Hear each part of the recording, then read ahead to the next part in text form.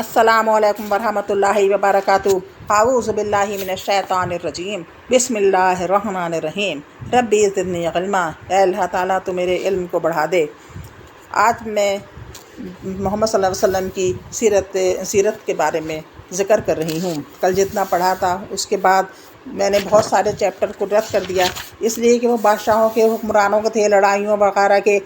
آپ بھی کیا ہی سمجھ پاتی ہیں کہ کون سے بادشاہ، کیا بادشاہ۔ میں نے سیدھا ڈائریکٹ محمد صلی اللہ علیہ وسلم کی حیات کے بارے میں پڑھنا شروع کر دیا۔ اب آپ سنیے، اس کو انشاءاللہ بہت اچھا لگے گا اور نالج بھی آئے گی۔ پچھلے چیپٹر جو بادشاہوں کے، حکمرانوں کے تھے، لڑائیوں کے تھے، وہ سننے سے کوئی فائدہ نہیں۔ جس کے بارے میں ذکر کرنا ہے میں نے پھر وہیں سے شروع کر دیا۔ چلیے انشاءاللہ اچھا لگے گا۔ بسم اللہ الرحمن الرحیم۔ اللہم صلی علی محمد وعلی آل محمد۔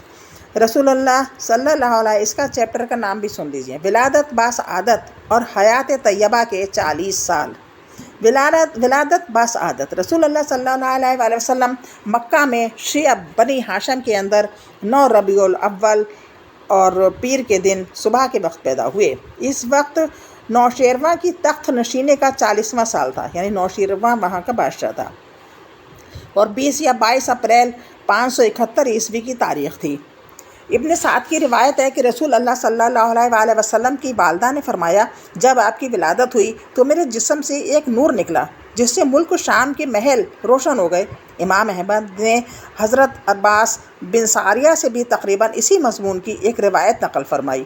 بعض روایتوں میں بتایا گیا ہے کہ ولادت کے وقت بعض واقعات نبوت کے پیش خیمے کے طور پر ظہور پذیر ہوئے، یعنی اسی وقت سے نبوت کے جیسے شروع ہو گیا کہ لگنے لگا کہ اتنی زیادہ وہ جو تھی ان کے واقعات نظر آنے لگے۔ یعنی ایوان کسریٰ کے 14 کنگورے گر گئے، یعنی ایسے نبی پیدا ہوئے تھے کہ فوراً ہی 14 جو کنگورے تھے ایوان کسریٰ میں، کسریٰ جو وہاں کا بادشاہ تھا، اس کی جو اس میں ایوان ہوتا ہے یعنی کہ اس کا جو محل تھا، اس کے 12 کنگورے گر پڑے۔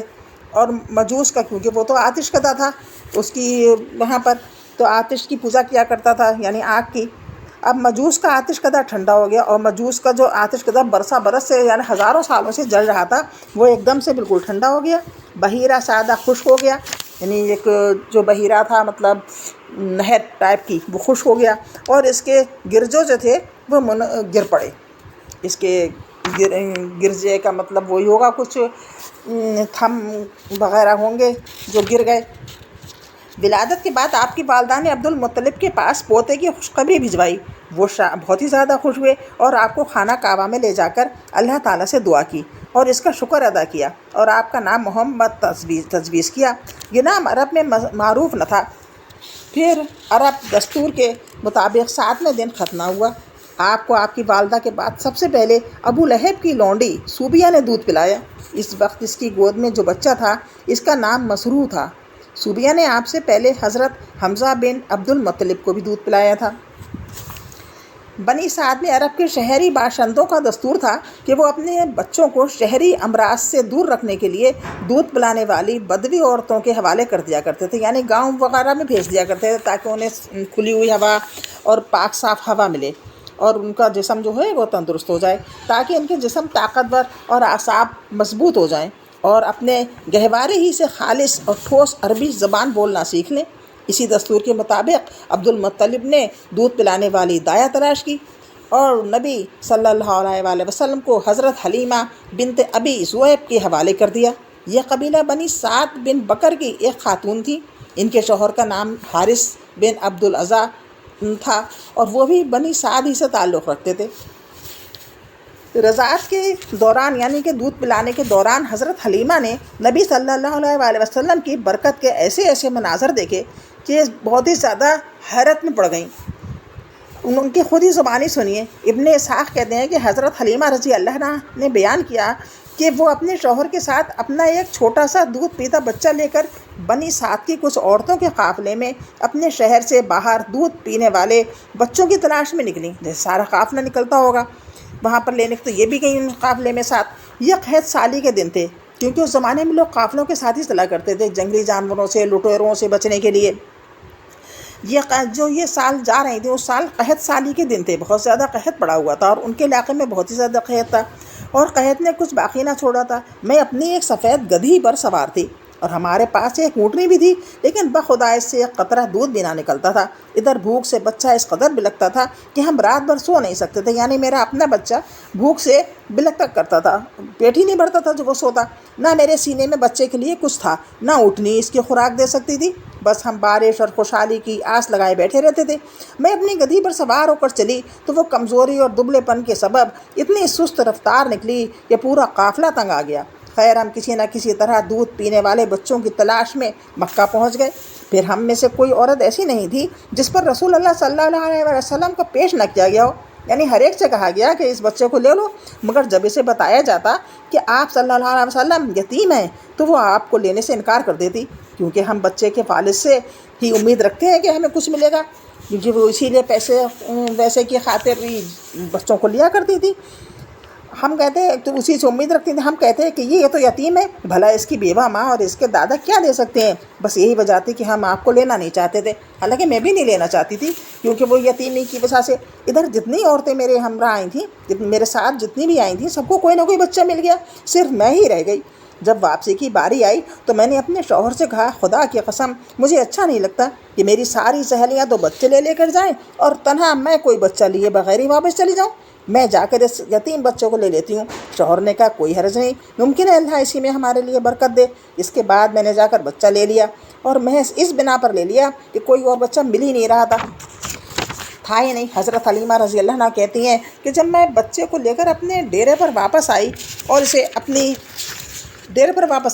اپنے آغوش میں رکھا تو اس نے جس قدر چاہا دونوں سینے دودھ کے ساتھ اس پر امٹ پڑے، یعنی بہت زیادہ دودھ بھر گیا سینے میں، اور اس نے پیٹ بھر کر پیا۔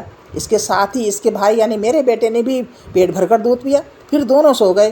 حالانکہ اس سے پہلے ہم اپنے بچے کے ساتھ سو نہیں سکتے تھے، کیونکہ اس کا پیٹ ہی نہیں بھرتا تھا جب وہ سوتا۔ ادھر میرے شوہر اونٹنی دوہنے گئے تو دیکھا کہ اس کا تھن دودھ سے لبریز ہے۔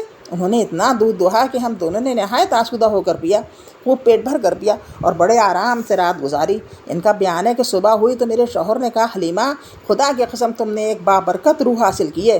میں نے کہا مجھے بھی یہی توقع ہے۔ حلیمہ رضی اللہ عنہا کہتی ہیں کہ اس کے بعد ہمارا قافلہ روانہ ہوا۔ میں اپنی اسی خستہ حال گدھی پر سوار ہوئی اور اس بچے کو بھی اپنے ساتھ لیا، لیکن اب وہی گدھی خدا کی قسم پورے قافلے کو کاٹ کر اس طرح آگے نکل گئی کہ کوئی گدھا اس کا ساتھ نہ پکڑ سکا۔ یہاں تک کہ میری ساری سہیلیاں مجھ سے کہنے لگیں، او ابو زید کی بیٹی، ارے یہ کیا ہے، ذرا ہم پر مہربانی کر، آخر یہ تیری وہی گدھی ہے جس پر تو سوار ہو کر آئی تھی؟ میں کہتی ہاں بخدا یہ وہی ہے۔ وہ کہتی اس کا یقیناً کوئی خاص معاملہ ہے۔ پھر ہم بنو سعد میں اپنے گھروں کو آ گئے۔ مجھے معلوم نہیں کہ اللہ کی روئے زمین کا کوئی خطہ ہمارے علاقے سے زیادہ قحط زدہ تھا، کیونکہ بہت ہی زیادہ قحط تھا ہمارے علاقے میں، لیکن ہماری واپسی کے بعد میری بکریاں چرنے جاتی تو آسودہ حال بہت زیادہ پیٹ بھر کے اور دودھ سے بھرپور واپس آتی۔ ہم دوتے اور پیتے، جبکہ کسی اور انسان کو دودھ کا ایک قطرہ بھی نصیب نہ ہوتا۔ ان کے جانوروں کے تھنوں میں دوسرے سے رہتا ہی نہ تھا، ان کے جانوروں کے تھنوں میں دودھ بالکل رہتا ہی نہ تھا، حتیٰ کہ ہماری قوم کے شہری اپنے چرواہوں سے کہتے کہ کم بختوں، جانور وہیں چرانے لے جایا کرو جہاں ابو زید کی بیٹی کا چرواہا لے جاتا ہے، لیکن تب بھی ان کی بکریاں بھوکی واپس آتیں، ان کے اندر ایک قطرہ دودھ نہ رہتا، جبکہ میری بکریاں خوب آسودہ اور دودھ سے بھرپور ملتی۔ اس طرح ہم اللہ کی طرف سے مسلسل اضافے اور خیر کا مشاہدہ کرتے رہے، دیکھتے رہے کہ اللہ کتنی ہمیں خیر برکت دے رہا ہے، یہاں تک کہ اس بچے کے 2 سال پورے ہو گئے اور میں نے دودھ چھڑا دیا۔ بچہ دوسرے بچوں کے مقابلے میں اس طرح بڑھ رہا تھا کہ 2 سال پورے ہوتے ہوئے وہ کڑا اور گٹھیلا ہو چلا۔ اس کے بعد ہم اس بچے کو اس کی والدہ کے پاس لے گئے، لیکن ہم اس کی جو برکت دیکھتے آئے تھے، اس کی وجہ سے ہماری انتہائی خواہش یہی تھی کہ یہ بچہ ہمارے پاس ہی رہے۔ چنانچہ ہم نے اس کی ماں سے گفتگو کی۔ میں نے کہا کیوں نہ آپ میرے بچے کو، یعنی میں نے جس کو پالا ہے اسی بچے کی بات کر رہے تھے، کیوں نہ آپ میرے بچوں کو میرے پاس ہی رہنے دیں کہ ذرا مضبوط ہو جائے، کیونکہ مجھے اس کے متعلق مکے کی وبا کا خطرہ ہے۔ غرض ہمارے مسلسل اصرار پر انہوں نے بچہ ہمیں واپس دے دیا۔ واقعہ شق صدر۔